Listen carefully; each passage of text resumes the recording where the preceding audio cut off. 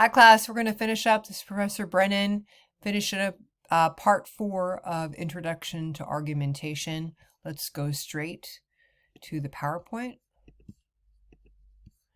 Okay, here we go. We are on the next slide, checking our biases. So, how do we do that? How do we check our biases? Like, what does that mean? Well, you got to know yourself. Remember we talked about intellectual humility? You have to be willing to look at when you're wrong. What are the limits to your ability to see? If you are, I teach this in public speaking a lot when we look at demographics. And this will be important because we're not going to talk that much about this piece in this class except for right now. But you need to there's in a song by the Beatles, one part of the song says, "Check yourself, Loretta." I can hear it in my head. You probably don't even know what I'm talking about, but you need to check yourself. You need to check yourself where you're coming from, what kind of biases you have all around your beliefs. How does it shape the way you think? How does it keep you from seeing potential facts or truths that might be right in front of you because of that? And I gave you my example, right, about white supremacy when I was looking at that photograph and what I could see and what I was willing to talk about and what I was uncomfortable talking about. And I'm kind of to be honest with you, at this point in my life, I'm ashamed and embarrassed to even say that I had that, but that's where I was at that moment. And this is years ago now. But that's what I was able to see and what I was able to talk about at that time. Now I could call a spade, but I have developed more intellectual courage and developed maybe potentially more intellectual compassion and empathy of thinking of my African American and Black brothers and sisters as brothers and sisters in this fight for justice and equity along all lines, right? And I can get emotional about that because when I think about of being a bystander in any way, it's like the most wrong thing that anyone could do. But I've come to that place. I wasn't necessarily at that place, but I've come to that place over time. So that's what it means about checking your biases, to see where you're at, right? This is how we learn about ourselves because you're part of your argument. So reflexivity means really being able to look at yourself and look at your part in the way that you're seeing. Examining and consciously acknowledging assumptions and preconceptions, right? Those are prejudice. Preconceptions are prejudices you bring into the research that can shape and alter the outcome of your perception of the outcome. Okay? Or your perception of the outcome. So it can shape what you see. Right? If you believe that there is a conspiracy happening in the Senate or the House of Reps, right? Let's just take that, right? If you believe that these QAnon folks that believe that there's a conspiracy happening and there's some crazy things said, but if you believe that, then you will go looking for that to verify what you believe. Okay? And that's what I mean by that. Is like being able to examine and consciously acknowledge any assumptions or preconceptions you might have while going into that research. And being willing to admit when you're wrong or when you're not seeing something clearly. Widening your circle of discourse. I am going to very much challenge you to start looking at all different types of research. In fact, there's an app, I'm going to share that with you in this class. There's an app that you can put on your phone that will actually define for you, I'm trying to find it right now, that will define for you where that research, where is that right now? It will tell you, I'm going to find it and I will be sharing it with you soon. because I can't see it right now and I can't remember what it's called. Isn't that funny? It will tell you basically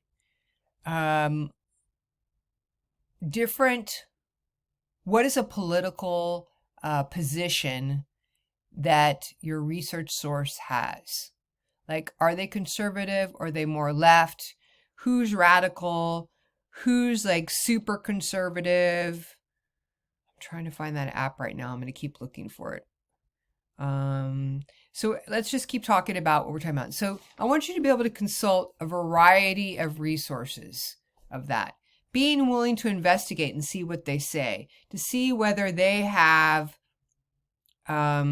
legitimate, are what they saying legitimate? Are their ideas legitimate? Do they have, oh, I just can't find it, y'all. Okay, I'll find it and I'll share with you over an announcement. But there's an app that'll actually show you this resource is pretty left. Like, I know that the New York Times is left. It's not radical left, but it's more left leaning. We know CNN is more left leaning. We know Fox News is pretty right leaning. So somewhere, if you take all those sources, you're going to be able to find some truth and some facts. You can't just dismiss it because it doesn't agree with you. And that's what you're challenged to do in this class. Okay, ask critical questions. Don't accept face value. Finally, as we talk about ethical considerations. So when we mean ethical considerations in argument, is being able to look at how you get persuaded and what are the emotional appeals. Like, I look at these examples because I follow, I'm very much an animal rights kind of person, is that I really believe in treating non-humans with great kindness and care.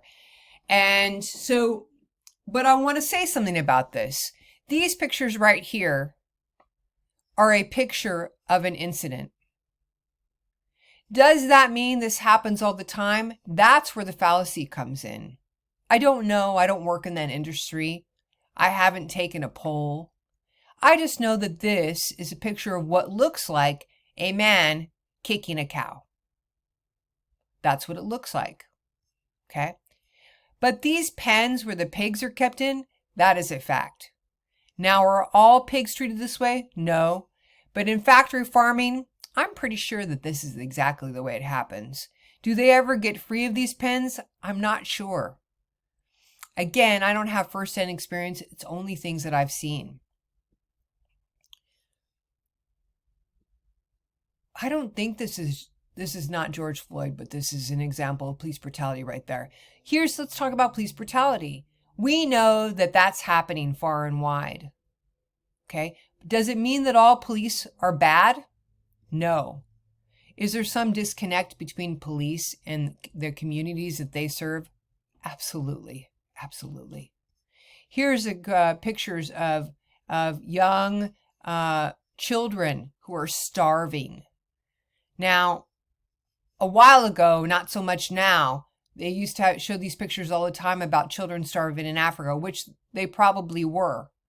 But this tended to represent that people would start to think that all Africans were starving, and I don't think that's true. Here's dogs. This comes from, I think this picture I pulled from, they have like a dog festival, a dog meat festival in China, and I can't remember off the top of my head what the name of it is, but that's where I pulled it from. So, but that is one area in China which they do that. Does that mean all Chinese people eat dog meat? I don't think so. So, keeping that in mind, the context of it and the emotional appeal of it, oftentimes when it has high emotional appeal of that, it may be suspect. Okay? Means you need to really apply your critical thinking. It's more persuasion than it is an argument. Okay? Keep that in mind. All right. Other ethical considerations. One-sided arguments. Arguments only present one side and they're not looking at the whole picture. The use of ambiguity. Using ambiguity means being vague, right? Not being clear, but not giving all the facts. or kind of insinuating something but not really saying it, right? That's what means being ambiguous, if it's not clear. Sometimes they're intentionally ambiguous. You know, there was a time where they used to do commercials for pharmaceutical, for drugs, and they wouldn't say all the stuff they say now. It's because they are forced to say all the potential side effects. But before, they wouldn't say any of that. They were intentionally ambiguous. Free speech issues. You know, I want you to think about how far should we go to defend free speech? Is what happened on the Capitol, the riot, the insurrection, I call it an insurrection at the Capitol, was that was that an act of free speech? You know, how far do we go to defend free speech? Think about it. I don't know whether we as a country have completely decided that, yes, you're not supposed to yell fire in a theater. I mean, we have some ideas, no hate speech. But I wonder, was that not hate speech at the Capitol? And have we not seen hate speech in other kinds of movements, both left and right? It's interesting, something to just think about. And I don't have all the answers. There's just things I'm thinking about. I have my opinions. I speak them openly. You don't have, again, a reminder, you do not have to have my opinion. You have an obligation to be knowledgeable. It means you have an obligation to do the work, to find the research. Don't just come and say something without knowing what you're saying. Or if you say something, have an opinion, say, you know what? I haven't researched it. I don't know all the information, but this is a little bit I know about it. Okay? Authorship issues, meaning be honorable. Be willing to cite where you get your information. Do not take credit for something that isn't your idea. Okay? Make sure that you appropriately cite the author who did the hard work of doing the research so they could share that knowledge with you, that you give credit where credit is due. So that pretty much finishes up our introduction to argumentation, the first week. And I hope everything is clear, and I look forward to seeing you or in a Zoom meeting or talking to you all trying to find my little thing right there. There it is. Seeing you guys soon. Have a good one. Take care. Bye-bye.